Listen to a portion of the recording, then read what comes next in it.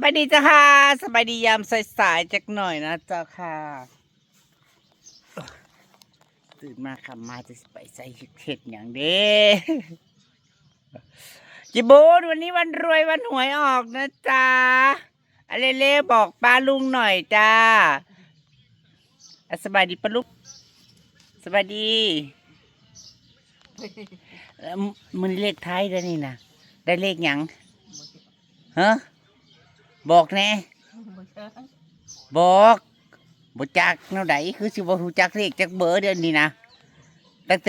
งแต่0 ฮอด 9บอกมาตัวใดตัวจัก2 ตัว 3 ตัวก็ได้บอกมาบอกไวๆเมื่อถามดูถามทุกป้าบุญบอกแน่ว่าสิไวไวไวบุญบอกมาบอกไปเดียวจะบอกปี ฮะบอกไปเลยป้าว่าอะไรยังก็บอกไปเลย บอกมาเลขหยังบอกไวมันสิเที่ยงแล้วนี่บอกมาตัวใดตัวหนึ่งก็ได้เลขหยังแน่ฮะเลขหยังบอกตัวหนึ่งตัวที่หนึ่งก่อนเลขหยังเลขหยัง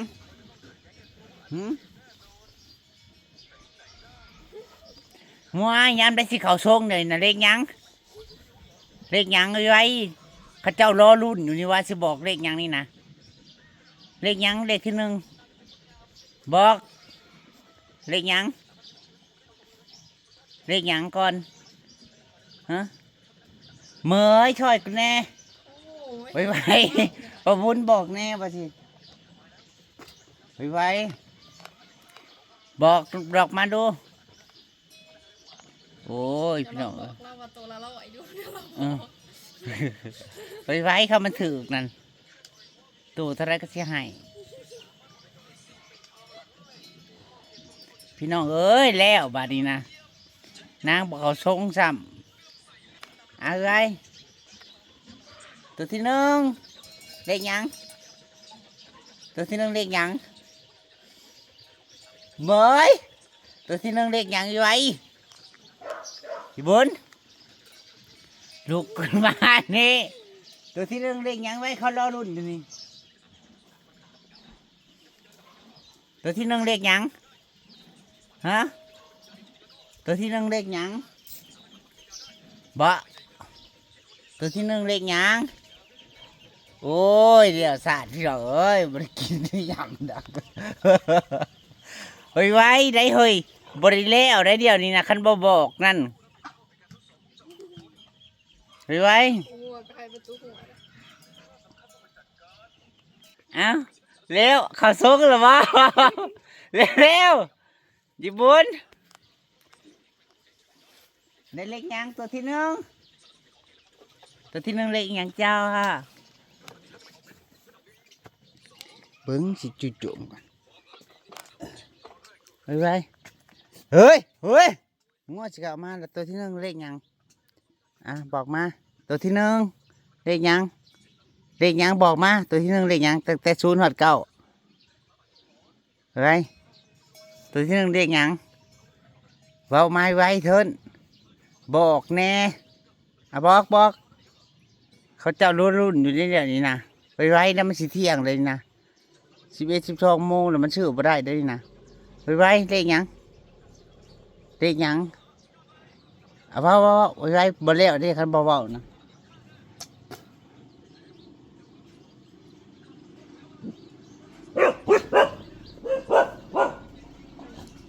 เลขหยังพญาบ้านมาแล้วพ่อเลขหยังเฮ้ยเลขหยังไว้เลขหยังตัวนึงเลขหยังเลขเบามาเบาโอ้ยบ่หูเลยพี่น้องแล้วทาดไปกินได้ยำดอกคุณแม่อู้จะเสียเห็นยังแม่โอ้มันสิหึมกับมันคุณไล่ลูก เพิ่นสิปลูกหมักทั่วพี่น้องเพิ่นมาเสียหญ้าปลูกหมักทั่วข้างนี้วันนี้พี่น้องหญ้านะเขาวันนานางมาเสียโอ้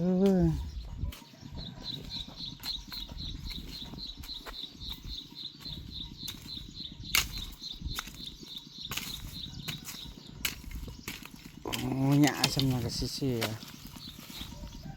เจะบ่เมื่อยบ่แม่ เมื่อยแต่ว่าไอ้เมื่อยทีเดียว โอ้ยเฮ้ยเมื่อยก็จะเฮ็ดหญ้ามันขึ้นสำนักก็สิเสีย พอเห็ดไปแล้ว เฮ็ดจะต่างออกกำลังกายพี่น้องเอ้ยคู่ดอกไม้นางเพิ่นจัดการ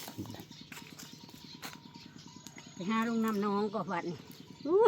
ไปอาบน้ำน้องบ่ พูดด่างก็ว่าบุด่างลุงติดบ่ หญ้าตายก็สิเสียมันแม่ นี่เบี้ยนี่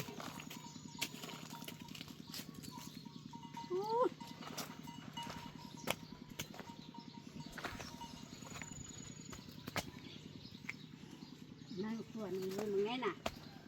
มาช้าเลยดิมันปล่อยใกล้ ขนาดอืบคักอืบแน่ก็ยังช้า ท่านปล่อยเลยนี่แล้ว ไก่อันนี้ไก่พันธุ์ไก่ไข่นี่บ่ งามเล่มเขาปล่อย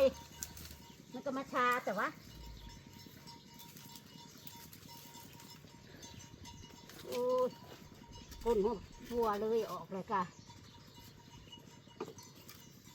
อันนี้ไม่ใช่หวานจอดนี่ น้ำก็คูนปีนี้มันป่าน่ะบ่แม่นปลาในปลาในปลาในใหญ่ปลาในหลายแล้วมันขุ่นเฮ็ดให้น้ำขุ่นเด้อพี่น้องเอ้ยปกติมันบ่ได้ขุ่นปานนี้บ่ได้โหระพานางงามพี่น้องเอ้ยกินก็บ่หวาดบ่ไหวนี่นางปลูกใส่กระสอบจ้ะนะคะใบกะเพรานางก็มีนี่น้ำเต็มไห่เต็มคันมีป่าเด้เมื่อวานนี่ย่างอันงมหาเก็บหอยเมื่อวานนี่ก็ยังพ่อเห็นป่าอยู่ให้นามันอื่นบืนออกจากหน้องนี่แหละนี่พี่น้องเมื่อวันอาทิตย์นี่ก็สิได้ไถตกก้าและเตรียมนั่นแหละพี่น้องเอ้ยก็สิได้ไถเดี๋ยวสิให้พ่อใหญ่สิ ให้พ่อต้องทำสอนเบาเสือไทยนานะจ๊ะก็สิไถเตรียมไถแต่ตะกร้านี่แหละพี่น้องเอ้ย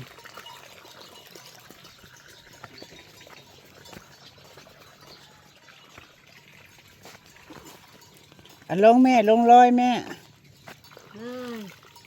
นี่จะกินอีก น้ำขุ่นน้ำบ่ใสเลยพี่น้องเอ้ยปีน่ะมันจะบริล่างน้องใหม่บ่แม่น้ำมันบ่ใสเอาปลาในออกปลาในใหญ่กับลายนี่ปลาใหญ่ใหญ่ลายมันเจือน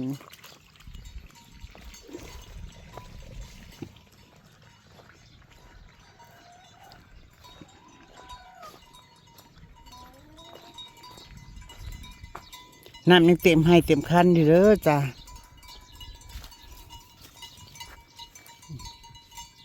แถวนี้ลงไปพญาเลินสุวรรณกะนี่เพิ่นไทยเรียบร้อยเลยโมเมนเพิ่นมาเขาเปลือกเราบุอันงัวมาเริ่มงัวยัยรุ่นพักกันแยงหน่อยท่านี้เขาไทยไปแล้วพี่น้องยังบริไปเก็บพักกันแยงหน่อยพี่น้องเบิ่งซ้ำมันออกยาวประมาณจองขอมือเลย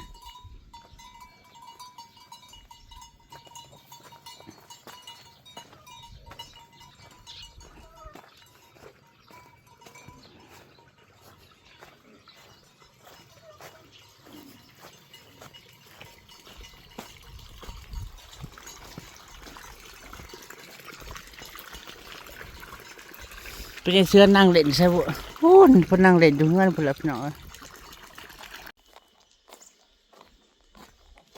มาเบิกขอบหมูบ่าอ่อยก่อนจ้ะ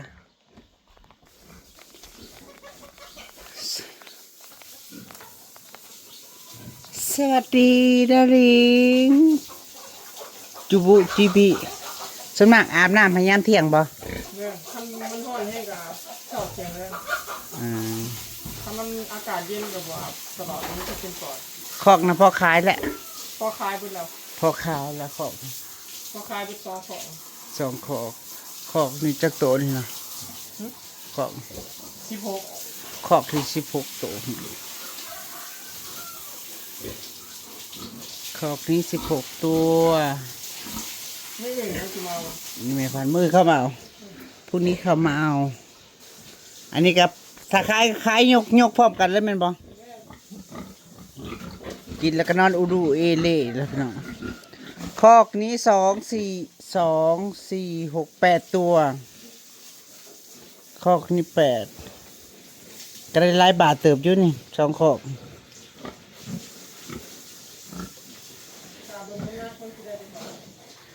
9ประมาณเม็ดเศษโดยประมาณ ขายนี่ 2 ของ รวมทั้งขึ้นเลยก็ประมาณ100 กว่าล้าน ประมาณ100 กว่าล้านนะคะ ประมาณ100 กว่าล้านพี่น้องนะคะเว่าเรื่องเงินกีบก็คือหลายเด้พี่น้อง ว่าเป็นตะล่ำตะรวยนะคะ100 กว่าล้านนี่แหละประมาณนะคะประมาณโดย100 กว่าล้าน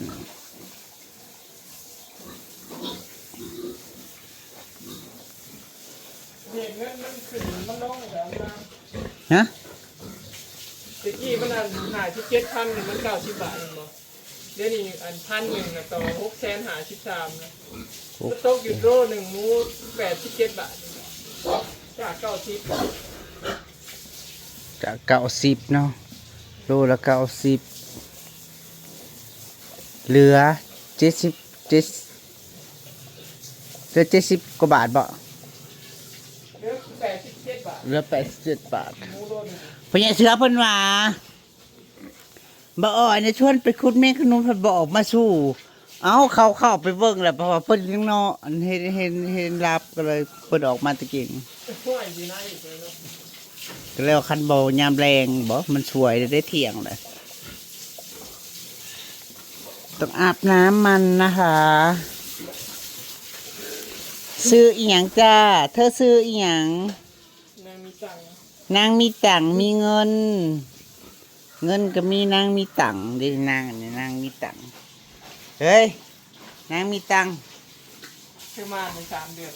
ม่านบน เออ ม่าน3 เดือน ตาเบิ่งมือเขาสิมาเอาเนาะ พรุ่งนี้มาเอา รอรุ่นว่าสิได้จักโลสิได้จักบาทสิได้กำไรเท่าไหร่ แล้วไม่ยังกินหน้าซะ พูดเป็นขนุน หาคุณมาขนุน มีมาปะ โอ้ยไปทางนี้มันเขาขุดหลายลงไปทางหางนาพี่น้องเอ้ยไปขุดทางอันนี้คอกนี้คือคอกนี่นางแม่พันธุ์แม่นางเฮงนางท้องบ่ มักอามาจะสมหวาน หางกะมาแต่เอาว่าจะผสม สมแล้วสมอีกอยู่บ่ติดจักเทื่อน างอันนี้ไรผสมแล้วผสมอีกบติจักเที่ยเพี้ยนคอกของยายแขกนะเราเฮ็ดอ่างน้ำให้มันอาบเลย แม่กินน้อยก็ได้แต่ข้อมันน้อย เนาะคอกใหญ่กว่านี้เนาะมันจะมีโชดอาบน้ำเนาะ แม่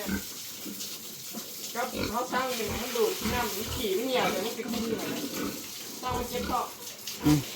ดูกลัวเขาก็ดูอาบน้ำเขา บีดกันไปเบียดกันมาเลย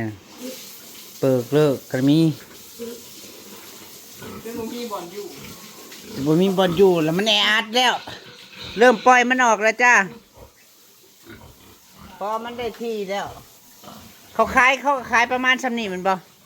ม่100 โล80 โล 80 โลขึ้นไปก็ได้ขายปล่อยออกนะคะ